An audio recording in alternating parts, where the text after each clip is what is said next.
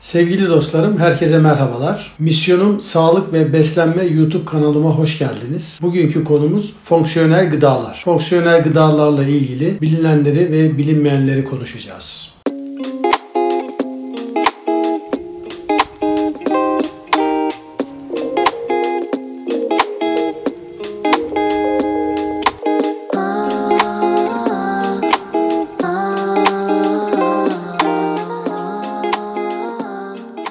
Fonksiyonel gıda nedir? Fonksiyonel gıdalar nasıl ortaya çıktı? Neye yarar? Çeşitleri ve fonksiyonel gıdalar nasıl olmalı? Bu konularla ilgili sizlere kısa bilgilendirmelerde bulunacağım. Son dönemlerde önemi artmaya başlayan bir tanım var. İnsanlar yediklerinden ya da yemediklerinden hastalanırlar. Günümüzde zenginler de fakirler de maalesef aynı hastalıklara yakalanmaktadırlar. Günlük beslenmemizde metabolizmamızın tıkır tıkır işleyebilmesi için ve hücrelerimizin 24 saat çalışabilmesi için bazı besin maddelerine ihtiyaç vardır. Bu besin maddeleri 45-50 adettir. Hücrelerimizin enerjilerini üretebilmesi ve sağlıklı yaşayabilmemizi sağlamak için minimum düzeyde bu besin maddelerine ihtiyacımız bulunmaktadır. Eğer günlük beslenmede bu besin maddeleriyle ilgili sıkıntılar ortaya çıkarsa, bazılarını alamazsak metabolizmamızın dönen çarkları aksayacak, aksadığı için enerji eksikliği ortaya çıkacak ve sağlığımız günden güne bozulacaktır. Önce o hücredeki eksiklikler nedeniyle hasarlar meydana gelecek. Daha sonra komşu hücreler, sonra organlar, daha sonra dokular ve vücudumuzun sistemleri zarar görmeye başlayacak. Bu nedenle bu bahsedilen 45 ila 50 besin maddesini her gün vücudumuza almak durumundayız. Aslında yaşam süremiz uzuyor. Günümüzde 65 ve üstü yaşlılarımızın oranı %10 civarında. 2050 yılında yapılan simülasyonlara göre yaşlı nüfusun oranının %22'lerde olduğu ifade edilmekte. Ancak hepimizin canlı olarak şahit olduğu bir pandemi dönemi yaşadık. Pandemilerde toplu ölümlerin olması kaçınılmazdır. Tabii ki pandemi sonrası ortaya çıkan trajediler de işin cabası. Bunların fonksiyonel gıdalarla ne ilgisi var diye sorabilirsiniz. Her zaman daha duyarlı ve daha bilinçli sağlık okuryazarı olmamız gerekiyor. Sağlığımız hakkında kendimizi bilinçlendirmemiz gerekiyor. Bunu neden söylüyorum? Çünkü bir pandemi dönemi geçirdik. Pandemi döneminde bu riskleri daha da fazla gördük. Daha çok sağlığımızı negatif yönde etkileyen riskler ortaya çıktı. Kısacası herkesin bağışıklık sistemini güçlendirmesi gerekiyor. Bu nedenden dolayı da fonksiyonel gıdalar oldukça önemli hale gelmekte. Bir de şunu vurgulamak gerekiyor. Bir hastalığı önlemek, hastalığı tedavi etmekten daha kolay. Ayrıca hem devletin hem de kişinin bütçesine getirdiği yükü de hesaplamak gerekiyor. Bu nedenle hastalık ortaya çıkmadan hastalığı önlemek bizim en önemli hedeflerimizden biri olmalı. Peki sevgili dostlar, bu anlattıklarımdan sonra fonksiyonel gıda nedir? Bunun bir tanımını yapalım. Çeşitli kurum ve kuruluşlara göre farklı tanımlar yapılmaktadır. Ancak en geniş tanımı şöyle yapabiliriz. Besleyici değerine ilaveten fiziksel durumları ve ruhsal durumları olumlu yönde etkileyen, metabolizmanın çarklarının sorunsuz olarak işlemesine katkıda bulunan ve hastalık riskini azaltan gıda veya gıda bileşenleridir. Belki bu tanım çok geniş olmamış olabilir ama toparlayıcı bir tanım olduğunu düşünüyorum. Dünyada fonksiyonel gıdaların hap veya kapsül şeklinde olamayacağı tartışıla dururken Japonlar 2001 yılında hap ve kapsül olarak da fonksiyonel gıdaların olabileceğini, topluma sunulabileceğini belirtti ve bu konuyla ilgili kararlar aldı ve uygulamaya koydu.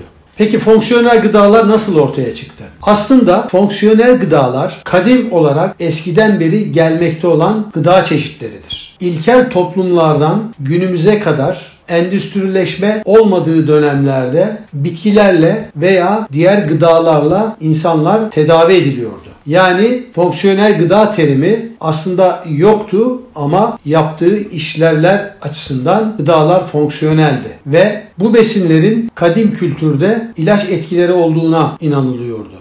Modern endüstri ortaya çıkmadan önce bu tür gıdalarla, fonksiyonel gıda diyebileceğimiz bitkilerle insanlar iyileştiriliyordu. ve bu uygulama kuşaktan kuşağa aktarılıyordu. Ancak modern endüstri çıktıktan sonra ilaç ve diğer üretimler sonrasında bu kadim gelenek çoğu toplumda kaybolmuş durumda.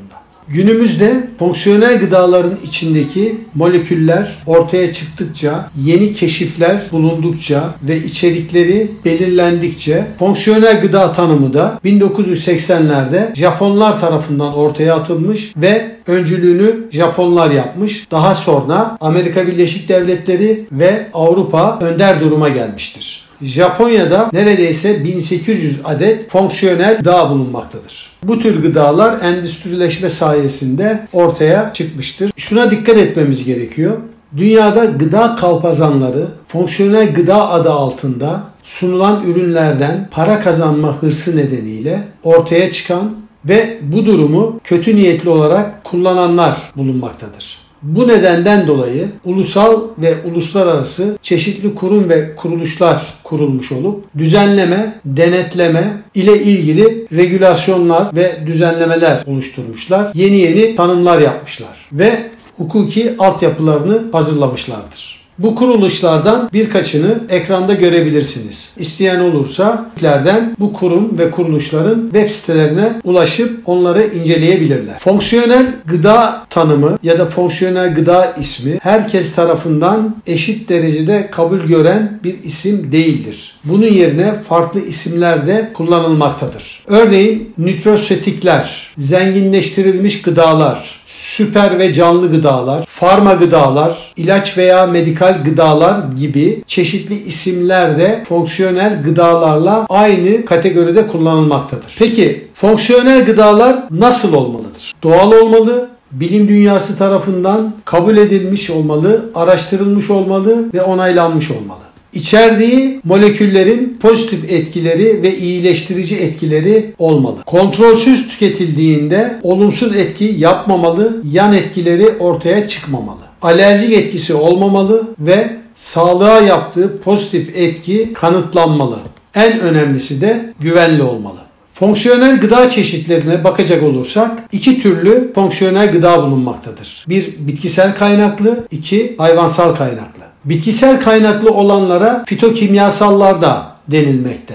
Yaklaşık 8000 adet fitokimyasal bulunmakta. Bunların alt kategorilerinde ekranda verdiğimiz listede ve yaptığı etkileri de bu listede bulmak mümkündür. Bitkisel kaynaklı fonksiyonel gıdalar, probiyotikler, prebiyotikler, fermente sebzeler, meyveler, tahıllar gibi olabilir. Hayvansal kaynaklı fonksiyonel gıdalara örnek verecek olursak deniz ürünleri, kırmızı etler, fermente süt ve süt ürünleri örnek olarak gösterilebilir. Yine örneklere devam edecek olursak probiyotik içecekler, prebiyotik ürünler, bitkisel çaylar, enerjisi azaltılmış gıdalar, omega 3 katkısı bulunan ürünler, lif içeriği artırılmış gıdalar, glutensiz ürünler, sporcuların içecek ve gıdaları, vitamin ve minerallerden zenginleştirilmiş ürünler ve çok farklı fonksiyonel hale getirilmiş margarinler örnek olarak verilebilir. Aslında klasik olarak belirttiğimiz fonksiyonel gıdalar bizim kadim geleneklerimizden, göreneklerimizden oluşmuş gıdalar olarak tanımlanmamalıdır. Asıl olan bu tür gıdaların içindeki moleküllerin yoğunlaştırılarak gıda özütü şeklinde insanlara verilmesidir. Tabii bunu yapabilmek için de endüstrinin katkısı muhakkaktır. Ve fonksiyonel gıdalar asla ve asla sentetik olmamalıdır. Fonksiyonel gıda sektöründe en çok bilinen ve tüketilen gıdalar neler diye baktığımızda probiyotikler, prebiyotikler, fonksiyonel tahıllar, fonksiyonel içecekler, pasta, fırın ürünleri, margarinler, fonksiyonel et ve fonksiyonel yumurtalar. Bunlarla ilgili daha sonraki videolarımda teker teker bunları irdeleme fırsatı bulacağız ve sizlere aktaracağım. Peki sevgili dostlar, fonksiyonel gıda ne işe yarar? Gerçekten tanımladığımız ürünler bizlere sunulursa fonksiyonel gıdalar sağlıklı olmaya ve sağlığımızı sürdürmeye, kronik hastalıkların oluşumunu azaltmaya ve engellemeye, kalp damar hastalıklarının riskini azaltmaya, kanser riskinde azalmaya,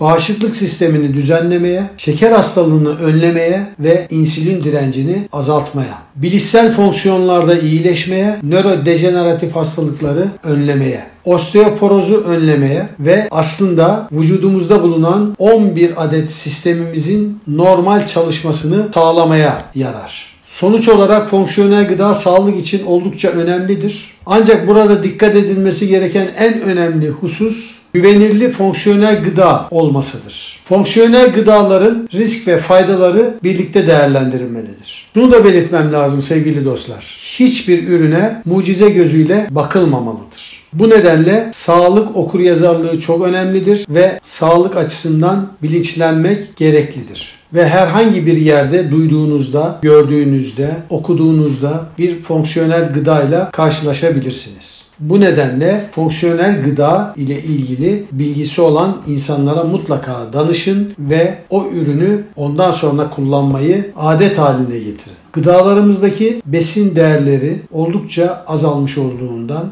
metabolizmamızı rahatlıkla sürdürebilmemiz için ve vücudumuzun enerji ihtiyacını karşılayabilmemiz için fonksiyonel gıdalara ihtiyacımız bulunmaktadır. Bu konuyla ilgili söyleyeceklerim şimdilik bu kadar. Haftaya görüşmek üzere sevgili dostlarım. Sağlıkla kalın, hoşça kalın.